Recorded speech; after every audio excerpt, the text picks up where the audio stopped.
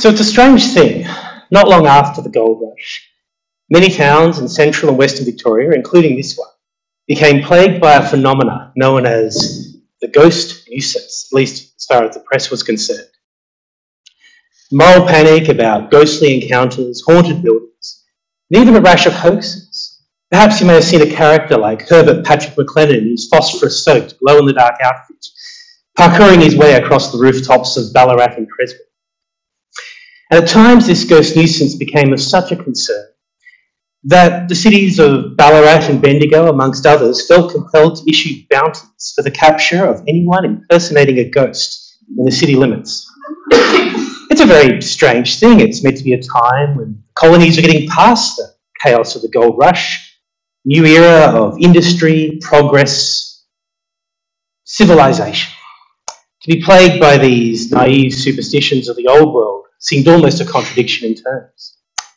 There was an editorial to the Argus in 1884 which lamented, "There are distinct signs that ghosts, which we thought were laughed out of existence by the robust common sense of the 18th century, are now creeping back into the world, seen in pale glimpses of the moonlight in these sickly moribund times of the 19th century." And it is a strange thing. For all the attempts to educate the colonies, Australians to this day still revel in their ghost stories. Many, if not most, heritage towns will feature a ghost tour industry.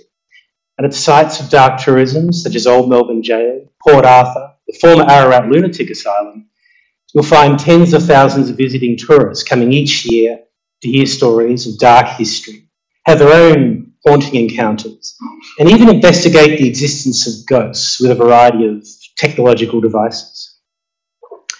Now, for some people, this is a source of concern. It promotes naive superstition. It's inherently exploitative of people's traumatic histories. For others, it's detrimental to the more positive messaging that they'd like to tell about their town and their heritage that we're all very proud of. Now, a little word of warning here. As is the nature of ghost stories, I'm about to start venturing into some dark territory with stories of murder and suicide. So please be warned. Because I ponder all this in relation to a yarn from the Ballarat ghost tour of a woman who's believed to materialise in the upper floor windows of the Union Bank building on Bath Lane, the window directly opposite the majestic grandeur of Craig's Royal Hotel. And here we have the story of a young woman who was a servant to one of the bank's managers, and at some point she began an affair with the manager's son. Only one day, to her horror, she heard the son telling his father that he'd never had any intention of marrying her, and he most assuredly was going to marry the young woman his father was recommending to him. And the legend has it that this poor woman took her own life, and to this day can be sometimes seen in the dark of the window staring sorrowfully down the street. Now, I've had opportunity to enter that room and found to my fascination the words Winifred Crabb, 1884, etched in rough copperplate script in the bottom right-hand corner of that window pane.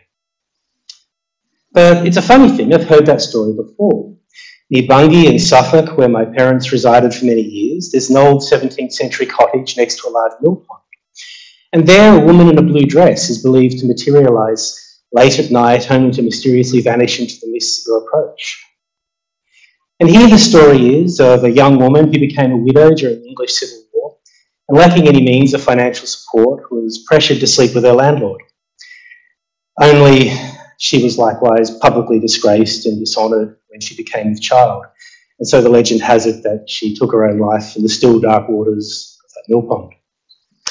And then we have, of course, the story of Isabella Baxter at Sinai Park House, who it's claimed met a foul end after she became pregnant to a monk who resided on the premises.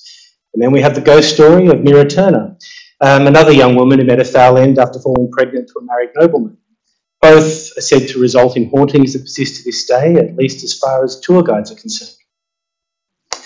And then a colleague of mine, Mark Norman, in his most recent book on Devon folklore, talks about the story of Mary J., a poorhouse orphan who found work at a nearby farm. At age 16, the farmer's son became enamoured of young Mary and she soon fell pregnant. And difference in social class was utterly unacceptable to his family. Once again, disgraced and ostracised and unable to find work in the village and unwilling to return to the horrors of a 19th century poorhouse. was claimed she took her own life, and they buried her there at the crossroads, and it's still a marker to this day. Now, the funny thing is, you hear all these stories, and as a historian, I hear a yarn like this, and I want to critique the narrative, and as a skeptic, I want to get into the nuts and bolts. In the case of Winifred Crabb, after some investigation, I found she was born in 1871 and would have been about 13 the time the writing was etched into the window pane. But she wasn't a servant, she was the daughter of one of the bank clerks, and as far as I could tell, she died in the late 1930s. And I can't help but imagine a different story of a teenage girl bored out of her brain waiting for her father to finish work, who in a moment of pique does a bit of graffiti, and I bet she would have been rapt to know that it's being used to terrify tourists in 150 years. Would have loved it, I think, sure. You see, the thing is, time and time again with these yarns, they crumble and they start to fracture when they're placed under the critical eye of the historian or the skeptic. But I can't help but feel this is missing the point. The story isn't told because of its connection to empirical detail and historical accuracy. The story is told because it represents an archetypal truth about the vulnerability, inequality and injustice that young women have always had to face. It's given the power of good storytelling. It's associated with buildings that are prominent in the heritage landscape, and it has the subversive appeal of the taboo. And in doing so, it gets us talking about parts of our heritage that we don't like to discuss in the light of day. It is fundamentally also part of where we are and where we've come from. And I ponder this in relation to a ghost story I was asked to research for Channel 7 for a television segment and podcast last year. The ghost of Jenny Dixon's Beach in New South Wales. And this is a story a very grim story of a young woman in the late 70s, it's been around 40 years or so, who finishes high school and she goes off to celebrate with her mates on a holiday at the beach, only she meets a terrible end at the hands of a gang of young men. And so the legend has it that you sometimes see her spirit late at night along Wilfred Barrow Drive, or even pick her up as a hitchhiker and have her vanish after she tells her story. And when researching this, the first thing I did was I jumped into newspapers and public records to find occurrences of such an instance, and I found half a dozen or so that would fit the bill in the late 70s, early 80s in that part of New South Wales. And I can't help but think of the juxtaposition here between the way we idealise the freedom of youth, finishing school, romance on the beach, partying with your mates on the seaside, the hijinks people get up to at schoolies and so on, and yet there's this dark undercurrent that for far too many people, such an experience ends in trauma or even death. And when I think of ghost stories in this life, I'm reminded of a quote by one of my favourite directors, Guillermo del Toro, from his film The Devil's Backbone, which runs, "What is a ghost? A tragedy condemned to repeat itself time and time again. An instance of pain, perhaps, something dead which still seems to be alive. It's an emotion that's suspended in time, like a blurred photograph, like an insect. It's trapped in amber." And I think here he nails the essence of the ghost story. Like a hard-boiled detective novel, it erupts from the trauma of the past, and above all else, it demands our acknowledgement. An acknowledgement of the injustices, inequalities, and abuses of power of the past. And it's small wonder then that all too often ghost stories end up being around the vulnerability of women and of marginalised people in our community, such as those with mental health issues at the former Ararat Lunatic Asylum. In Maldon, where we're speaking today, of course, we hear the stories of the pioneers and the miners that followed them, the wealth they discovered, the industries they built. It's preserved all down the street. What are those who came here who didn't make it? The children who were lost to typhus, diphtheria and smallpox, the women who died in childbirth or abuse and murder, the men who died choking of black lung or in mining accidents deep beneath the earth. And let's not forget the fact that we're standing on stolen land and the atrocities that accompanied the dispossession of the Indigenous people. And this reminds me of a ghost story from the Orkney Islands. There's versions of this all over Britain, known as the Black Wife, where a British officer is sent to one of the colonies, and there he takes an Indigenous woman as his mistress. And upon his return home, he's going to be married to a socially appropriate white woman of his station, and he tells her to remain.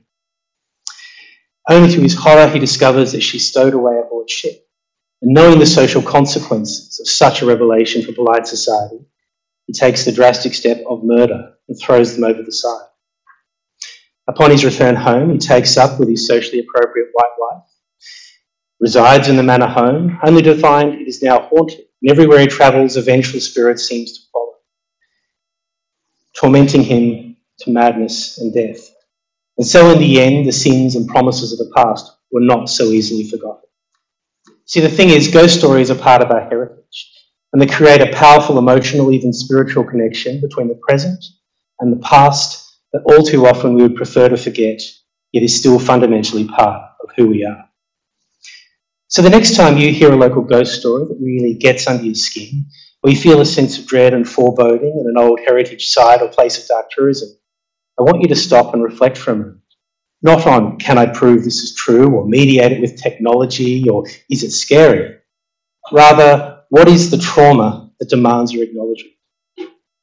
Because the traumas of the past are always with us. They go down through the generations. And sometimes, in the dead of night, in places we would prefer to forget, you can still hear them. Thank you very much.